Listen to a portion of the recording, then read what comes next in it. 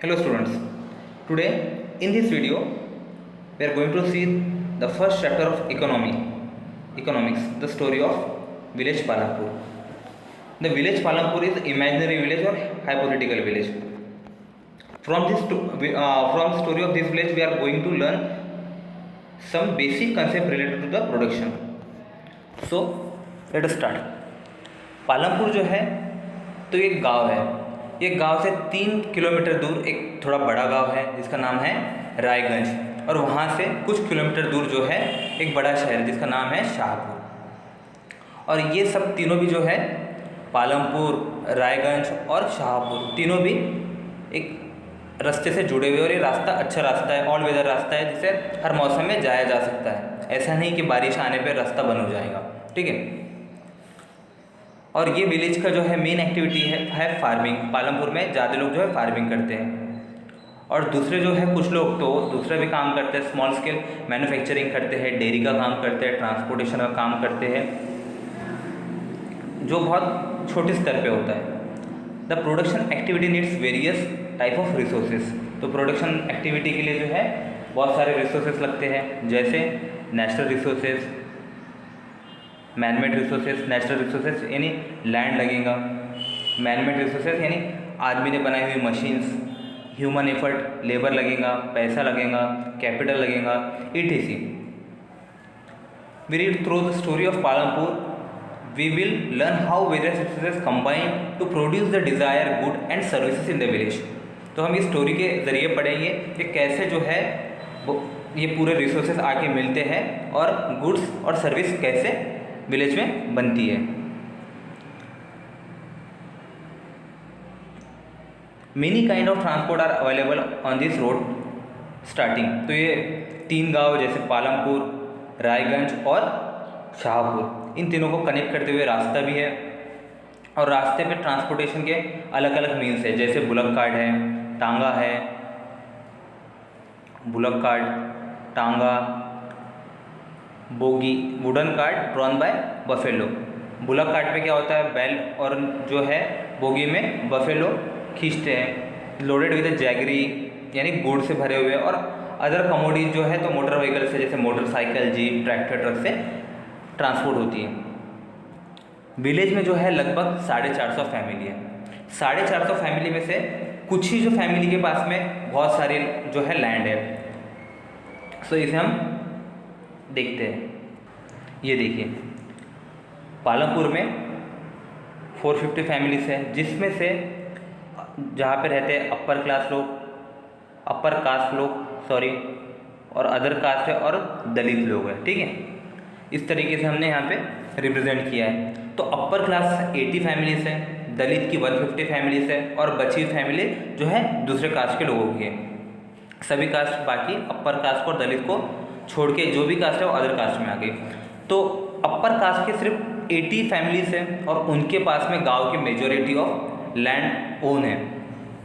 Maximum जो ज़मीन के मालिक अपर कास्ट लोग हैं, इनके बड़े बड़े घर हैं, तो यानी ये पैसे वाले लोग भी हैं और प्रॉस्परस लोग हैं। और दलित को देखते हैं, दलित की जो फैमिली है तो उनमें से सिर्फ कुछ ही लोगों के पास में जो है छोटा सा ज़मीन का टुकड़ा है। इनके घर जो है मट्टी से और स्ट्रॉ से बने हैं। आपने देखा होगा कि हार्वेस्ट होने के बाद में जो स्ट्रॉ बचता है, डंडी बचते, तो उससे जो भूसे के घर बनाते हैं। तो वैसे ही जो दलित के घर है तो उनके भूसे के और स्ट्रॉ के घर हैं। तो इससे क्या दर्शाया जाता है कि अपर जो कास्ट है तो वो सोशली वेल ऑफ है, इकोनॉमिकली वेल ऑफ है। सोशली कैसे, अपर कास्ट है करके जो गांव में इनको प्रिविलेज मिलता है। इकोनॉमिकली कैसे, इनके पास जो है मैक्सिमम ज़मीन है तो इनके पास पैसा भी आएगा। इकोनॉमिकली और पॉलिटिकली इनका पैसा है तो इनका इन्फ्लुएंस भी गांव पे ज़्यादा रहेगा। दलित जो है तो इनके पास में ज़मीन थोड़ी सी है, और सिर्फ कुछ लोगों के पास में थोड़ी सी ज़मीन है, बाकी लोग जो है मजदूरी करते हैं।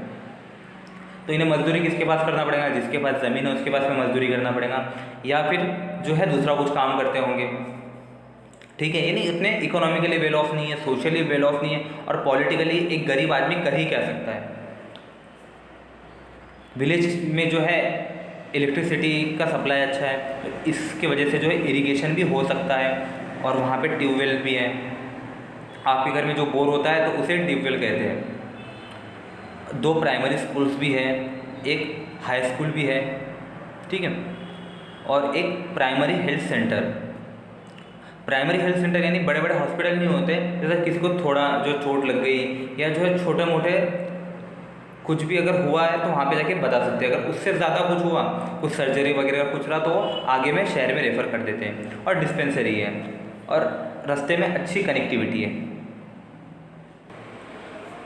पालमपुर में जो है ऑक्यूपेशन क्या क्या होता है, तो हमने इसको 2 कैटेगरी में डिवाइड किया है। एक फार्मिंग और फार्मिंग से रिलेटेड चीज़ें, दूसरा है अदर नॉन फार्मिंग एक्टिविटी।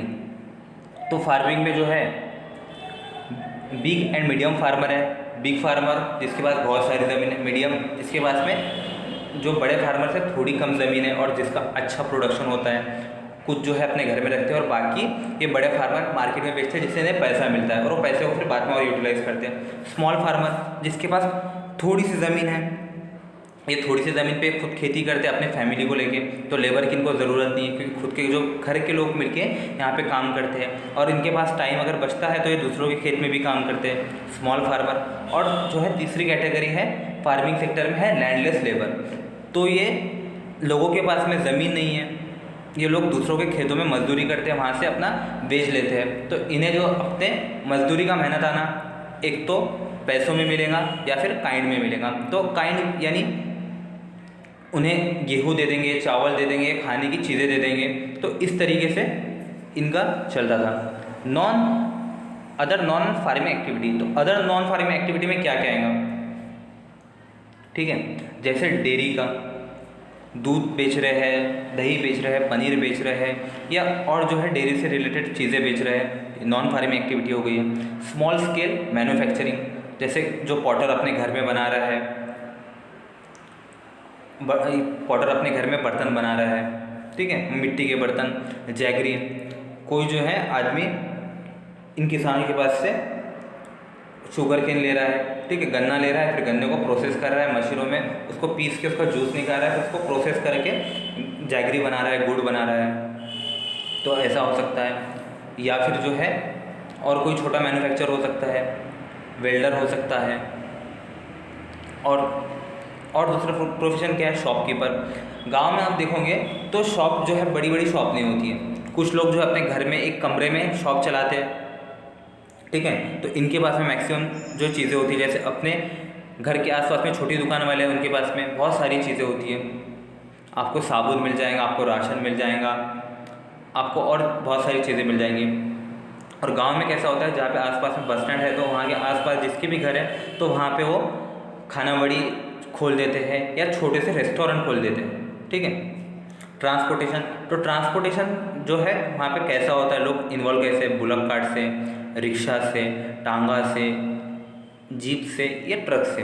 तो बुलक कार्ट से कैसे, मान लीजिए कोई गरीब किसान है या लैंडलेस लेबर है, तो उसने कहीं से कर्ज ले लिया है, ये कर्ज उसने बैंक से ले लिया, कोई गवर्नमेंट की स्कीम चली है, जैसे अभी चल रही है मुद्रा योजना, तो इसके तहत उसने बैल ले लिया है और बैल से जो है भैंस ले लिया है, भैंस से वो दूध भी निकालता है, वो दूध भी बेचता है, ठीक है। ये डेयरी एक्टिविटी में आ गया।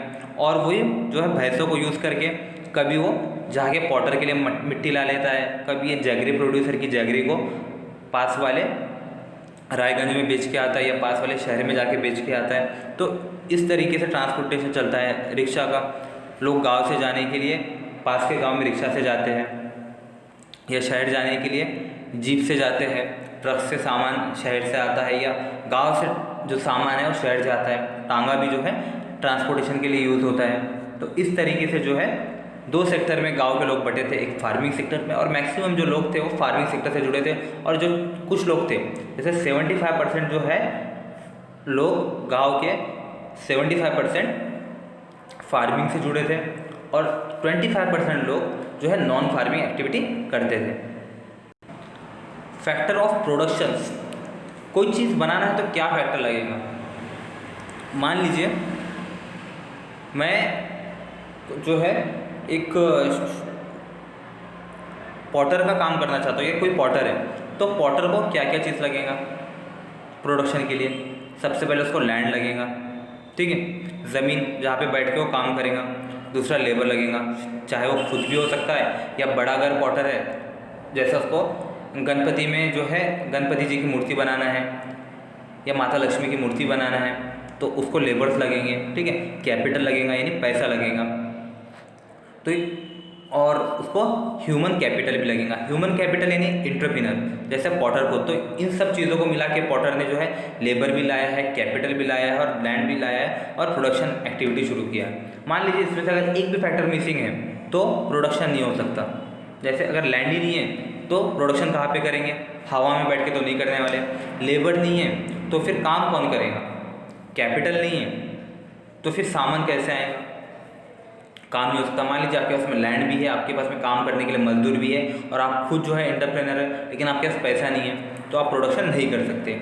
और आपके पास में लैंड भी है, लेबर भी है और पैसा भी है, लेकिन एंटरप्रेन्योर नहीं है, जो है इन चीज़ों को साथ में लेके काम करवा नहीं सकता, ह्यूमन कैपिटल नहीं है, ठीक है, तो भी जो है प्रोडक्शन एक्टिविटी कंप्लीट नहीं हो सकती, ठीक है। कैपिटल में जो है दो टाइप का कैपिटल होता है, एक फिक्स कैपिटल होता है, एक वर्किंग कैपिटल। फिक्स कैपिटल क्या, एक बार आपने उसमें पैसा लगा दिया उसको रीयूज़ नहीं कर सकते। जैसे आपने मशीन में पैसा लगा दिया, एक बार आपने मशीन में खरीद ली तो ये फिक्स कैपिटल हो गया, ठीक है। मशीन इंस्टॉलेशन कर लिया, ये फिक्स कैपिटल हो गया। वर्किंग कैपिटल क्या है, वर्किंग कैपिटल में आगे जैसे आपने रॉ मटेरियल जो है वो लाया है, ठीक है, और आपके हाथ में जो है पैसा है, आपको लेबर को कुछ पैसा देना है, एडवांस देना है किसी को, तो ये वर्किंग कैपिटल, ये जो है आप इसके साथ खेल सकते हो। आप इसको मार्केट में दोगे, फिर वापस आएगा, फिर दोगे वापस आएगा। जैसे रॉ मटेरियल के लिए आपने पैसा दिया, फिर आप सामान बेचोगे, आपके पास पैसा आया, फिर जो है इसको वर्किंग कैपिटल बोलेंगे, तो ये पैसा आपके पास आते रहेगा, ठीक है। एग्रीकल्चर, तो एग्रीकल्चर पे अब हम आते हैं। एग्रीकल्चर दो तरीके से की जाती है। पहला है ट्रेडिशनल मेथड, जैसे पारंपरिक पद्धति जिसे बोलते हैं, जैसा पहले से चलता आया। एक है मॉडर्न मेथड जो नई चीज़ है। तो ट्रेडिशनल मेथड में कैसा होता है, ट्रेडिशनल जो मेथड है तो उसमें ऑर्गेनिक मैन्योर का यूज़ होता है। ऑर्गेनिक मैन्योर जैसे गोबर का यूज़ होता है, फार्म का जो लेफ्ट ओवर है उसका यूज़ होता है, तो उसको खत के जैसा इस्तेमाल करते हैं, ठीक है। और जो है ट्रेडिशनल मेथड में जो बीज लगते हैं, तो जो पहले प्रोडक्शन हुआ तो उसके बीज को उठा के रखते हैं, जैसे गेहूँ ले लिए या चावल ले लिए, तो वही जो उसके दानों को उठा के रखेंगे, फिर बाद में उसको यूज़ करेंगे, ठीक है, ट्रेडिशनल मेथड में। उसके लिए पानी भी कम लगता है ट्रेडिशनल मेथड में। पेस्टिसाइड जो है उसका इस्तेमाल नहीं होता है या कम ही होता है। फर्टिलाइज़र का इस्तेमाल जो है नहीं होता है, क्योंकि ऑर्गेनिक मैन्योर को जो आपने फर्टिलाइज़र से इस्तेमाल कर दिया। और इरिगेशन का भी जो है उतना प्रयोग नहीं होता है। और ये सब होने के बाद में इसका नुकसान भी क्या है, जो है ट्रेडिशनल मेथड है, प्रोडक्शन कम होता है। जैसे मान लीजिए आपका 1 एकड़ में है, 1 एकड़ में आपको जो है 10 क्विंटल यानी 1000 जो केजी है वो 1000 केजी राइस मिलेगा, प्रोडक्शन होगा। अब हम मॉडर्न मेथड देखते हैं। मॉडर्न मेथड में आपको क्या लगेगा, मशीन लगेंगी, आपको ट्रैक्टर लगेगा, आपको थ्रेशर लगेगा, आपको और जो मशीनें हैं तो वो लगेंगी, ठीक है। आप मॉडर्न मेथड से कर रहे हो, आपको हाई यील्ड वैरायटी के सीड लगेंगे। हाई यील्ड वैरायटीज़ के सीड और जो है ट्रेडिशनल मेथड में यूज़ करने वाले सीड में फ़र्क क्या है। ट्रेडिशनल जो मेथड में यूज़ होते हैं सीड, तो उसमें जो है वेरिएशन लाके high yield variety of seed जो है बनाए जाते हैं। High yield variety of seed में जो है ट्रेडिशनल मेथड के जो ड्रॉबैक है तो उसको रेक्टिफाई किए जाते हैं। जैसे ट्रेडिशनल मेथड में फल छोटा रहेगा और स्वीट रहेगा, तो उसको हाई यील्ड में फल बड़ा भी हो जाएगा और उसको स्वीट भी कर देंगे। और एक ही पेड़ जैसे ट्रेडिशनल में अगर 10 फ्रूट दे रहा है तो हाई यील्ड में वो 20 फ्रूट देगा, डबल हो जाएगा। लेकिन मॉडर्न मेथड में इरिगेशन की जो है ज़रूरत है, पानी जो है भरपूर लगेगा और कीड़ों का भी अटैक ज़्यादा होता है, इसलिए पेस्टिसाइड लगेगा और फर्टिलाइज़र भी यूज़ करना पड़ेगा। ज़मीन में जो है कुछ फर्टिलाइज़र नेचुरली होते हैं, ठीक है, और कुछ फर्टिलाइज़र की ज़मीन को ज़रूरत होती है, और जो फर्टिलाइज़र की ज़मीन को ज़रूरत होती है तो वो उसमें डालना पड़ेगा। और उसका फ़ायदा क्या होगा, मोर प्रोडक्शन। आपको जो 10 क्विंटल मिल रहा था ट्रेडिशनल मेथड में, तो उतनी ही ज़मीन में आपको 20 क्विंटल मिलेगा, लेकिन आपका कैपिटल बढ़ गया, आपका पैसा बढ़ गया, आपको पैसा ज़्यादा लगाना पड़ेगा। इसका डिसएडवांटेज क्या है, हाई कैपिटल रिक्वायर, ज़्यादा पैसा लगेगा। तो ज़्यादा पैसा जो है एक गरीब किसान अफोर्ड नहीं कर सकता। तो ये क्या होगा, जो बड़ा किसान है जिसके पास ज़्यादा पैसा है तो वो मॉडर्न मेथड यूज़ करेगा, ट्रैक्टर यूज़ करेगा, हाई यील्ड वेराइटी यूज़ करेगा सीड की, इरिगेशन यूज़ करेगा, फर्टिलाइजर, पेस्टिसाइड सब लाके ज़्यादा प्रोडक्शन जो है करेगा, फिर उसको मार्केट में बेचेगा, फिर से पैसा उसके पास में आएगा। तो इससे क्या हो रहा है, पैसे वाले के पास में पैसा आ रहा है, गरीब किसान के पास में पैसा नहीं है तो वो इसका सोचेगा नहीं। और जो गरीब किसान सोचेगा कि मुझे ज़्यादा प्रोडक्शन करना है तो उसे क्या करना पड़ेगा, पैसा नहीं है तो उसे कर्ज लेना पड़ेगा। किससे लेना पड़ेगा, मनी लेंडर से, गांव में जो साहूकार होते हैं उनसे लेना पड़ेगा, या फिर कोई ट्रेडर से लेना पड़ेगा, या फिर बड़े फार्मर से लेना पड़ेगा। तो जो साहूकार रहते हैं, मनी लेंडर रहते हैं, तो उनके ब्याज दर बहुत ज़्यादा रहता है, और एक जो है अक्सर जो है फ्रॉड मीन भी यूज़ करते हैं, और फार्मर जो है कभी उससे कर्ज के बोझ से बाहर निकल नहीं पाता है। जो ट्रेडर्स रहते हैं तो वो ट्रेडर जो है इनको हाई यील्ड वेराइटीज़ की सीड की प्रोवाइड करेंगे, फर्टिलाइजर, पेस्टिसाइड प्रोवाइड करेंगे, और उसके ऊपर जो है आपका जब 4 महीने का के बाद में प्रोडक्शन होगा तो आप मुझे पैसा दे देना, लेकिन उसका भी इंटरेस्ट रेट ज़्यादा रहता है। और ट्रेडर अक्सर ये भी कंडीशन रखता है कि आप जो है सामान मुझे ही बेचोगे, और जब सामान मुझे ही बेचोगे कंडीशन रहती है तो उसकी मोनोपोली रहेगी, वो मार्केट से कम पैसा देगा फार्मर को। और तीसरा जो है छोटा फार्मर बिग फार्मर से लेगा, तो बिग फार्मर अक्सर क्या करते हैं, उन्हें ज़्यादा जो है इंटरेस्ट, रेट ऑफ इंटरेस्ट पे तो पैसा देते ही देते हैं, और साथ में और कंडीशन रखते हैं कि तुम्हें खुद के खेत के अलावा जो है हार्वेस्टिंग के टाइम पे, जिस टाइम पे जो है मजदूर की कमी जाती है खेत पे, कटाई के टाइम पे, ठीक है, फार्म में, तो उस टाइम पे तुम्हें मेरे खेत में भी काम करना पड़ेगा, और उसका जो है पैसा भी बहुत कम देता है। तो ये जो है कुछ चीज़ें छोटे फार्मर को सफ़र करनी पड़ती है, तो कुछ लॉसेस है छोटे फार्मर के लिए। एग्रीकल्चर के सीजन्स, तो एग्रीकल्चर एक ज़मीन पे 3 बार लिया जा सकता है। जो बारिश में की जाती है खेती उसे खरीफ कहते हैं, ठीक है, और जो ठंडी में की जाती है उसे रबी कहते हैं, और जो समर के टाइम पे की जाती है उसे ज़ैद कहते हैं। तो अगर एक किसान अगर अलग अलग सीज़न में खेती कर रहा है तो उसे मल्टी फार्मिंग कहा जाता है, मल्टीपल बार जो है फार्मिंग कहा जाता है, ठीक है। जैसे बारिश के टाइम पे राइस होता है, कहीं ठंडी के टाइम पे वीट होता है, बारिश के टाइम पे ज्वार और बाजरा भी होता है, ज़ैद के टाइम पे जो है फल फ्रूट निकाले जाते हैं, इस तरीके से होता है।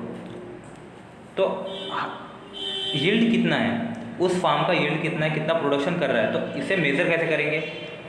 तो yield of the land is a product of that land in one season.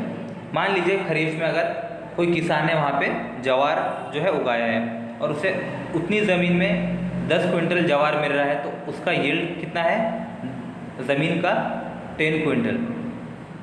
तो इसे मल्टीपल क्रॉपिंग भी कहा जाता है, अलग अलग सीजन में फार्मिंग करने को, ठीक है। जो फार्मिंग के सीजन्स है, तो इसमें जो है मेन और इम्पोर्टेंट बात सबसे ज़्यादा जो है याद रखने की, फैक्टर ऑफ प्रोडक्शन। तो कौन कौन से फैक्टर ऑफ प्रोडक्शन है, तो पहला है लैंड, लेबर, ठीक है, कैपिटल और ह्यूमन रिसोर्स, और या ह्यूमन कैपिटल, ठीक है।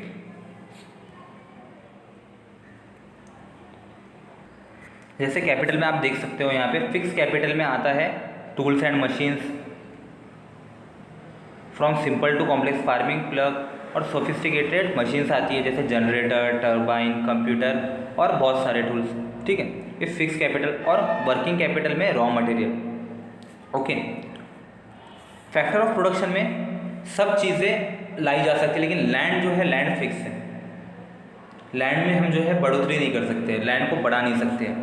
जैसे फैक्टर ऑफ प्रोडक्शन में पहला है लैंड, लैंड फिक्स है। लेबर जो है बढ़ सकता है, जैसे इंडिया की जो पॉपुलेशन बढ़ी है तो उस हिसाब से जो है अगर हम 40 साल पहले देखें तो इंडिया में लेबर कम था, अभी लेबर बढ़ गया है, तो लेबर बढ़ा सकते हैं। कैपिटल, कभी आपके पास कम पैसा है, पैसा बढ़ सकता है, कैपिटल बढ़ सकता है, ह्यूमन जो कैपिटल है वो भी बढ़ सकता है, लेकिन लैंड जो है फिक्स है। Standard unit of measuring land, तो स्टैंडर्ड यूनिट जो है ज़मीन गिनने का वो है hectare. 1 hectare is equal to 2.5 acres, ठीक है। जो हम लोग हैं तो हम लोग ज़मीन को एकड़ में गिनते हैं, कितनी एकड़ ज़मीन है, ठीक है, माझी 5 एकड़ ज़मीन है, माझी 10 एकड़ ज़मीन है, और उसको स्टैंडर्डली हेक्टर में गिनते हैं। तो 1 हेक्टर इज इक्वल टू 2.5 एकड़। गांव में जो है महाराष्ट्र में अक्सर गुंटे में गिनते हैं, तो कितनी गुंटा है, शेती कितनी गुंटे है। और बीघा, कि बीघा जो ज़मीन है तो ये मेज़रमेंट जो है यूपी बिहार में यूज़ किया जाता है, कितना बीघा है। Okay, 1 hectare is equal to जो है 100 मीटर्स, 100 स्क्वायर मीटर, ये भी मेज़रमेंट है। इरिगेशन जो है, कहाँ पे इरिगेशन ज़्यादा अच्छा है, रिवरी प्लेन्स, जो नदी के किनारे पे जो खेती है वहाँ पे जो है प्लेन्स है, वहाँ पे इरिगेशन अच्छा है, क्योंकि नदी का पानी उसे मिल जाएगा। कोस्टल रीजन में वहाँ से उसे समुद्र का पानी मिल जाएगा, उसे प्रोसेस कर सकते हैं, वहाँ पे अच्छा इरिगेशन है। और कहाँ पे अच्छा इरिगेशन नहीं है, तो डेक्कन प्लेटू, जैसे हमारा जो है महाराष्ट्र डेक्कन प्लेटू का एक पार्ट है, तो यहाँ पे इरिगेशन अच्छा नहीं है। क्यों? क्योंकि यहाँ पे नदी का सोर्सेज जहाँ पे रहेगा तो वहाँ पे इरिगेशन रहेगा, जहाँ से नदी दूर हो गई तो वहाँ पे इरिगेशन की फैसिलिटी नहीं रहेगी। तो वहाँ पे जो है ग्राउंड वाटर का हमें यूज़ करना पड़ेगा, बोरवेल, ट्यूबवेल यूज़ करना पड़ेगा। और इंडिया में जो है सिर्फ 40% लैंड जो है इरिगेटेड है, ठीक है। 40% में ही अगर कभी बारिश नहीं आती है तो वहाँ के लोग जो है कुएं का पानी या बोरिंग का पानी और या फिर जो है कैनल्स का पानी को इरिगेशन के मदद से यूज़ कर सकते हैं। बाकी जो फार्मर है तो बाकी जो है भगवान भरोसे, जब बारिश आएगी तब उनका प्रोडक्शन होगा। ओके, जैसे यहाँ पे आप देख रहे हो वीट का प्रोडक्शन ठंडी में होता है, बाजरा का जो है ठंडी में होता है। शुगर को जो है बहुत ज़्यादा पानी लगता है, शुगर को जो शुगर केन को उगने के लिए जो है 1 साल लगता है पूरा। ओके, इसको पानी ज़्यादा लगता है। और पोटैटो अक्टूबर नवंबर के जो है महीने में उगता है, आलू अक्टूबर नवंबर के महीने में उगता है। ये आप एग्जांपल देख सकते हो, लैंड जो है मैंने जैसे बताया था लैंड फिक्स है, तो ये एग्जांपल है। तो कल्टीवेशन ऑफ लैंड जो है 1950 में 120 जो है हेक्टर में होगा या जो भी है यूनिट में होगा। ओके, तो 1960 में बढ़ा कैसे, जो वेस्ट लैंड होगी तो उसको भी जो है एग्रीकल्चर बना लिए, जो खाली ज़मीन पड़ी होंगी या जहाँ पे जो है जानवर चराते होंगे तो उसको भी यूटिलाइज़ कर लिए।